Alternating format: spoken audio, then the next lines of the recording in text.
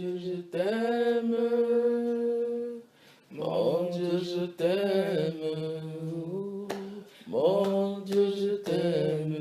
Tu es mon papa. Oh, mon Dieu, je t'aime. Oh, ce matin, mon Dieu, je t'aime. Cette nouvelle semaine, mon Dieu, je t'aime. Tu es mon papa. Mon Dieu, je t'aime. Mon Dieu, je t'aime. Mon Dieu, je t'aime. Tu es mon papa.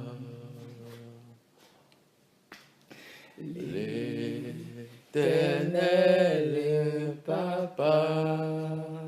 Oh, Dieu tout-puissant est papa. Dieu créateur est mon Père. Dieu d'amour est mon papa.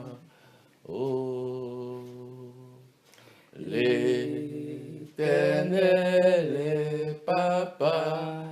Il est mon Père, il est mon papa. Dieu puissant est papa, notre Père Seigneur. Dieu créateur est mon Père. Dieu d'amour est mon papa. Oh. Mon Dieu, je t'aime. Ce matin, cette nouvelle semaine, je t'aime. Mon Dieu, je t'aime. Tu es mon papa. Ce matin, mon Dieu, je t'aime. Oh, pour toujours, mon Dieu, je t'aime. Ma consolation, mon Dieu, je t'aime. Tu es mon papa de tous les temps, mon Dieu, je t'aime. Oh, nous t'aimons, mon Dieu, je t'aime. Mon Dieu, je t'aime. Tu es mon papa, oh mon Dieu.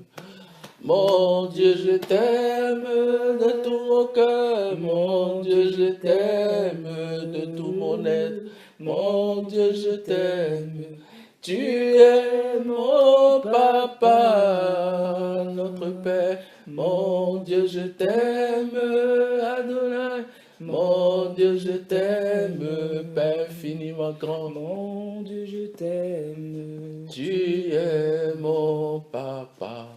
Oh, mon Dieu, je t'aime, nous t'aimons, mon Dieu, je t'aime, je m'accroche à ton amour, mon Dieu, je t'aime. Tu es mon papa, je ne suis pas orphelin. Mon Dieu, je t'aime. Oh, je ne suis pas seul. Mon Dieu, je t'aime. Dans ce monde, mon Dieu, je t'aime. Tu es mon papa. Oh, j'ai un avenir, mon Dieu, je t'aime. Oh, une destinée, mon Dieu, je t'aime. J'ai un guide dans ce monde. Mon Dieu, je t'aime. Tu es mon papa. Au-delà de la réalité. Mon Dieu, je t'aime. Oh, mon Dieu, je t'aime. Je suis son bien-aimé. Mon Dieu, je t'aime. Tu es mon papa. Oh Père très saint, nous te bénissons, nous te rendons grâce. Amen. Merci pour ton amour sans faille, merci pour ton amour infiniment grand. Merci Père très saint. La Bible déclare que au moment quand nous étions encore ennemis de Christ, tu es mort sur la croix pour nous. Maintenant que nous sommes réconciliés avec toi par Jésus-Christ, comment ne nous donnera-t-il pas toutes choses avec Jésus-Christ? La Bible déclare que Dieu a tant aimé le monde qu'il a donné Jésus. Dieu a tant aimé le monde. C'est Dieu, Papa, Dieu créateur qui a tellement aimé le monde Amen. qu'il a cherché un sauveur, qu'il a cherché un messager, qu'il a cherché un cobaye, quelqu'un qui pouvait oser venir délivrer, descendre si bas, plus bas que la terre, pour venir sauver la nouvelle création, pour venir sauver les hommes, pour venir racheter les hommes. À peine, la Bible dit à peine mourrait-on pour un homme juste, mais autant marqué, Christ est mort pour nous, alors que nous étions Amen. ennemis de Dieu, nous étions pécheurs. Aucun de nous n'avait fait quelque chose de bien. Et c'est alors que Jésus-Christ est mort pour nous. Maintenant, la Bible déclare fermement que comment ne nous donnera-t-il pas toutes choses avec Jésus-Christ? Si, quand nous étions encore pécheurs, Jésus-Christ est mort pour nous. Oui, Seigneur. Oui, Dieu nous aime, mes amis. Dieu nous aime. Son amour n'a pas de faille. Son amour ne change pas. Son amour ne varie pas. Son amour envers nous ne varie pas en fonction de ce que nous faisons de bien ou de mauvais. Lorsque nous faisons du bien ou du mauvais, sa position ne change pas. L'amour d'un vrai père ne change pas en fonction de ce que l'enfant peut faire du bien ou du mal. Notre Père nous aime au-dessus de nos mentalités, de nos perceptions, de nos conceptions. Oui, merci Père très saint ce matin pour ta fidélité, pour ta grâce qui nous accompagne jour après jour, pas à pas. Merci pour ton amour, Saint-Esprit de Dieu. Tu aimes, tu nous aimes tous. Ton amour, oh, ton amour ne dépend pas, Seigneur, d'une région, d'une personne particulière, mais ton amour est sans faille, Seigneur.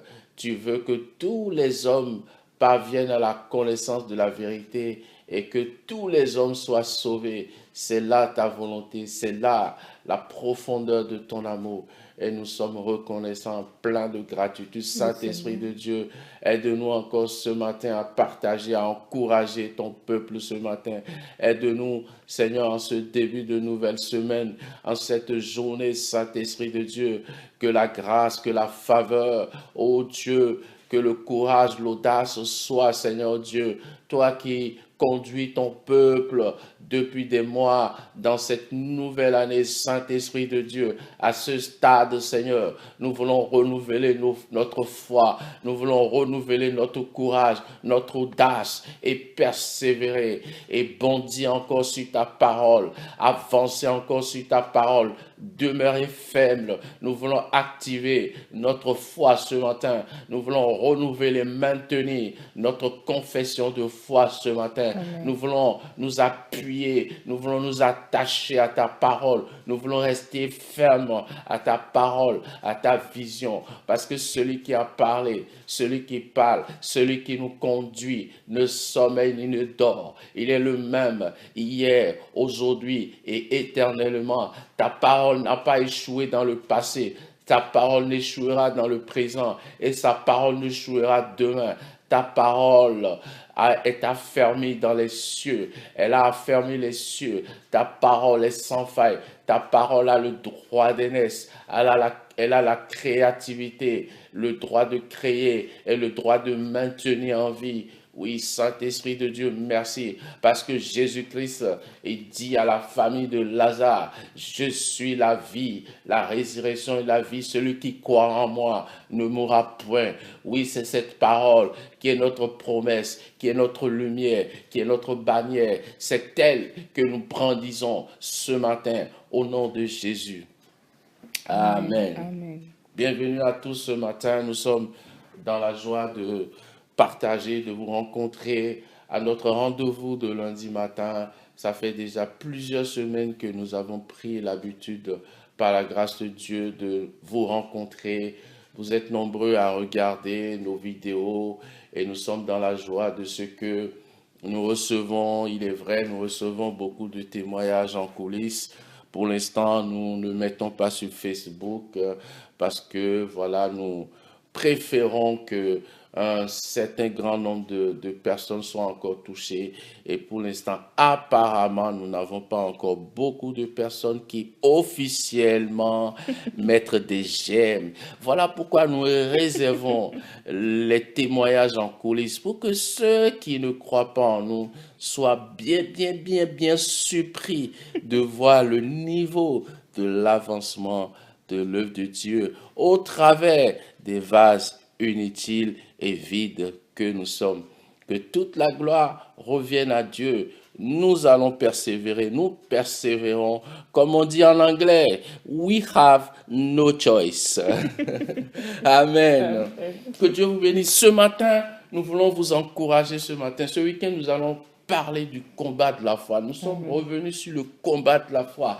Et ce matin, je voulais, par la grâce de Dieu, vous donner encore, vous rappeler certaines choses, vous pousser encore, vous motiver encore pour que vous ayez de l'avant, pour que nous ayons de l'avant. C'est cette parole qui est la mienne, que j'ai mangée, que j'ai dégustée, que j'ai ruminée tout au long de cette semaine. Et ce matin, je voulais encore vous challenger, je voulais encore booster la foi de quelqu'un, je voulais encore encourager une personne de dire, de tenir ferme, que la parole de Dieu ne faille point, de ne pas détourner ses yeux de la parole de Dieu. Nous allons parler rapidement du combat de la foi. Bien-aimés, nous sommes en guerre. Nous sommes en guerre.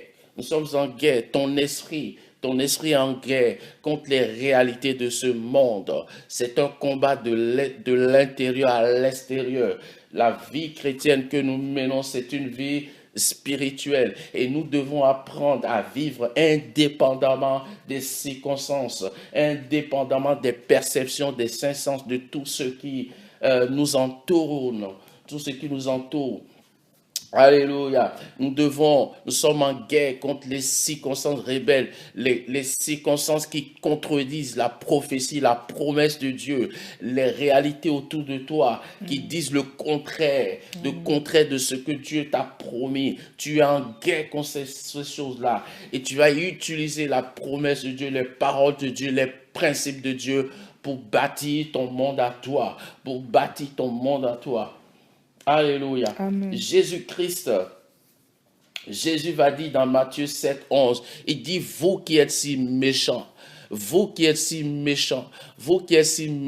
savez donner de bonnes choses à vos enfants. À plus forte raison, le Père donnera le Saint-Esprit. Le Père donnera de bonnes choses à ceux qui les lui demandent. Il dit, vous êtes si méchants, mais vous savez inscrire vos enfants dans de belles écoles.